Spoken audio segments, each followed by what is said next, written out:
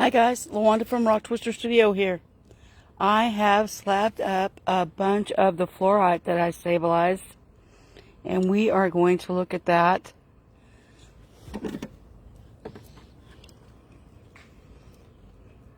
So I'm trying to get it where,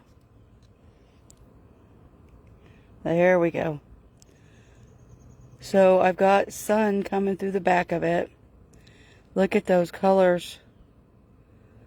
Oh wow, so beautiful.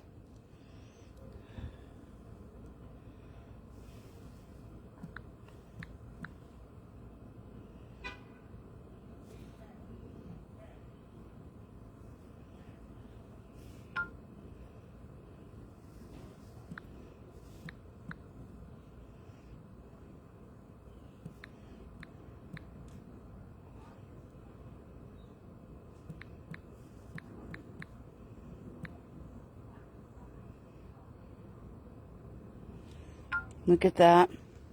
So basically, the rock that I was talking about that we had, that I had stabilized, that I was talking about, I would slice it up and then restabilize it. This is what we call the backside or the offcut. Oh my gosh, look at the colors. You see that blue? Look at that. I cut them variants, slabs in various thicknesses. The first one that we just looked at, I did that one a little thinner because I knew that back was going to be something that I would use for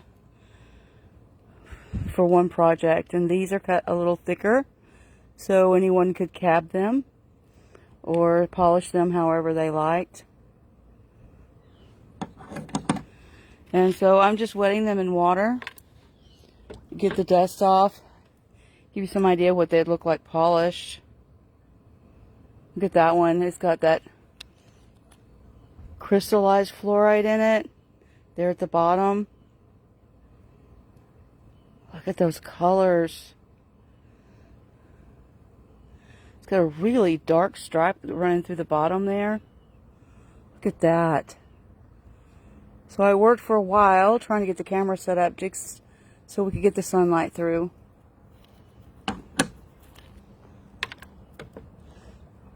Now, this is the same stone that I was cutting in one of the videos from last week, and it was starting to come apart because it being such a Jimmy quality, meaning very, very colorful. That's what I mean when I say Jimmy. And so I've stabilized it, and now it's hard. Now these slabs, for just in case, I'm going to put back in the stabilizer. I don't really think I need to. I might actually, these end pieces, they had a ravine running through them. Let's see if I can see how they were together.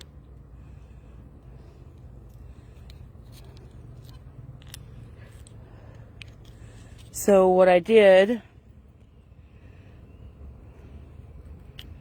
thank you, Tasha. What I did was I took, because it basically, not really a crack, but it was how this is, see how this is shaped like that, poking out? There was a valley. And so what I did, look at that purple, wow. Is it focusing? I hope it is. What I did is I just cut it down the center so that I can make cabochons, which when I say cabochons, I mean pieces to make jewelry out of more easily. And each piece is amazing because each piece, for example, this was a small piece that had some really interesting colors going through it. Look at that. So each one of these will be a piece of jewelry.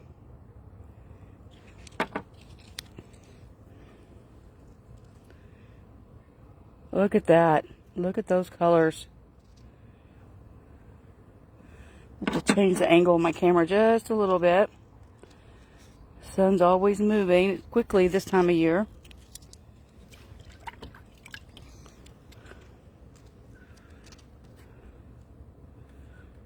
Each one is so unique. And these are slices of the same stone. Look at the lines like that. Look at those lines. This piece did seem a little thin, but it will be just fine as piece of jewelry.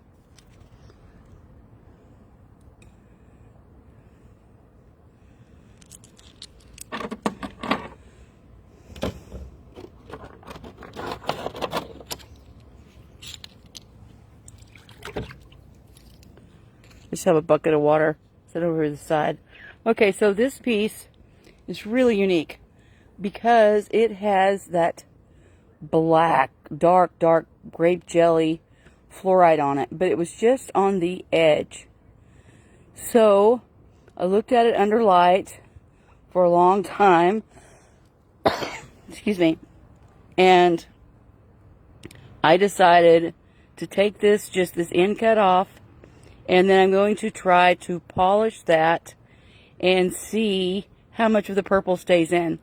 So I'm assuming, because like for example right here, it has a lighter spot in it, that it's going to have like a purple exterior, and it'll be gorgeous once we put it to the CAD machine, which we will be doing that in the next couple of days, and I will do some of that live. Look at that. Look at those crystals in there.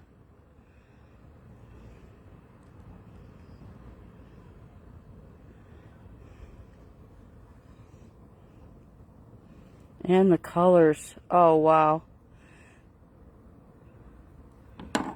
So this is the same rock, just a different slice of it.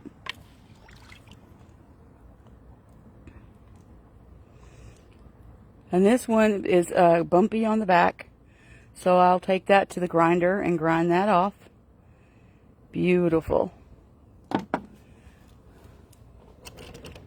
This is an interesting piece here.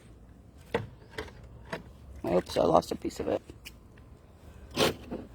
This one had so many colors in it that I just wanted to look at, I don't know, I'm trying to get it where you guys can see the rainbow in that. It's hard with the camera because you get the sun just right and I can see it, but then it fades out in the camera. What I do is I try to keep the pieces of everything together. It makes it easier for pairing. Look at that.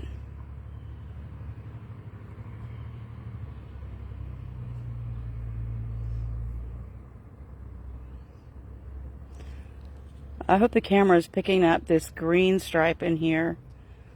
Let's see, let's see if I can readjust that. I can't see what the camera is seeing because the sun's... Oh, it is picking it up. Okay. Look at that green in there.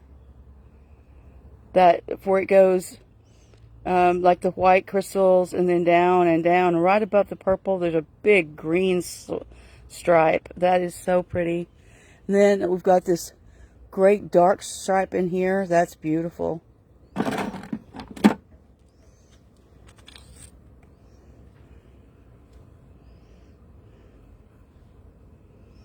Look at that one. Look at all that green. I love it when it has all the colors. And this one goes up to straight into opal. Beautiful, beautiful pieces. Of course, they will be cut down more when I decide what cabochons to make with them, what shapes. Look at the color in that. This blue is super, super gemmy and softer. Oh, you can? Oh, I'm so glad. So I definitely, anything with this green in it is definitely softer. So it'll definitely go back just in case into the stabilizer. It does have a lot of black fluorite, which is a rare color on the back side. So when I decide what stripes I'm going to want to show off, then I can, after they're stabilized again, and I don't know, I'm not stabilized before, and I'm just like really nervous about a beautiful stone getting destroyed. So this one actually has a lot of the green in it too. I must have just been grabbing green rocks when I was putting these in the stabilizer. It's going to take me a long time to get through some of this material, and I will be doing I won't be doing just this material, but for right now I am super stoked about it. I'm addicted, almost you could say, to it. Such beautiful material. This one, I don't even know. I think I might just leave that as a specimen. Look at that. It's got, on this side, it's got the purple druzy. Really dark back here in the back. And then it moves into a lighter druzy on this side, into white. And then this side has its own different druzy too. I think I was off camera there. Look at that. And this has been stabilized, so I might just flatten it out. It does have a really pretty purple stripe inside and some green hints. And so I might just shape it and leave it like that as a specimen. This piece was one of the smaller pieces that I took out out of the mine with the hammer drill. And it's very, very, very pretty. Look at the colors in that.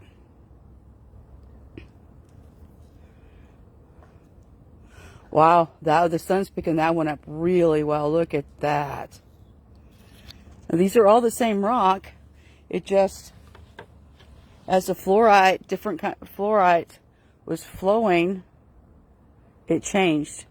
Now, those little lightning strikes in there are where it's healed with kind of a yellow tint. And I believe that's going to be safe. We'll know when I cut it, when I polish it. Safe meaning it wouldn't break. That's the big thing about this being an opalized fluorite. It's a more durable, but the more pure the purple, the less the opalization is affected. So then you've got closer to just pure fluorite. And pure fluorite is softer. That's why I've stabilized it. Look at that dark, dark in there.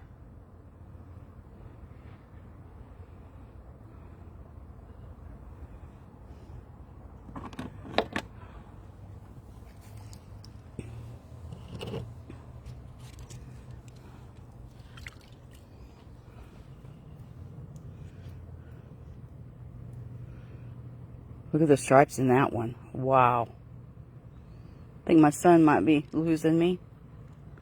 I guess it's not losing me, I'm losing it. Really pretty stuff though. Really, really pretty stuff. And so I imagine that I stabilized about 1.5 gallons of fluorite. I have 1 gallon of the cactus juice, and you have to make sure that you get it all covered. And then it sits in the back pot until the bubbles stop, which it took about 6 hours for that to happen. And then the next thing that happens is it gets taken out of that, and the cactus juice, which is $100 a gallon, so we're definitely conserving that, and it's reusable, thankfully. Then all that gets drained off, and then it goes in an oven at 200 degrees. And so I will definitely be picking up a tabletop oven. It wasn't horrible. I did it in my house with all the windows open. Took about 3 hours at 200 degrees for it to all dry out. So these are just some of the pieces that I won't slice. I will just polish and make jewelry directly out of. Smaller pieces.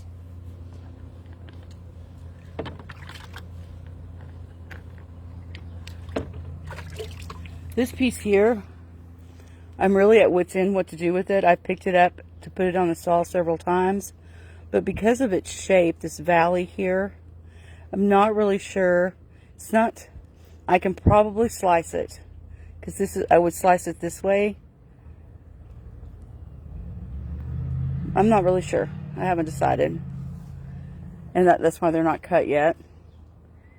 This one, the same. I think more what this will get done to this is it will either get a polish like it is, or I will cut it into smaller pieces, like long skinny pieces. That would be really cute with the way those stripes are going through it. If I cut it this way, like more matchstick it, because it's not very thick, then I could make the stripes would be on the piece of jewelry, would be going up and down. I think that'd be really pretty.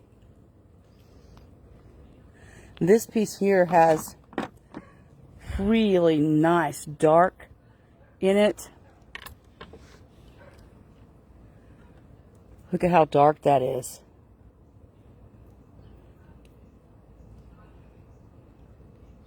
And so they're all, each one are unique. I just wanted to come on for a little while and let you guys look at what I've been doing today. It's been kind of one of those days where you just put your head down and do what you can. I appreciate you guys hanging out with me. I will be posting more on this later, of course. And I have a few people looking for stones to purchase them. And I'll be getting back to everyone. I had said this evening, but I believe that it'll probably be in the morning. I have run into some roadblocks personally. So I bid you a good night, and thank you for watching. Keep rocking.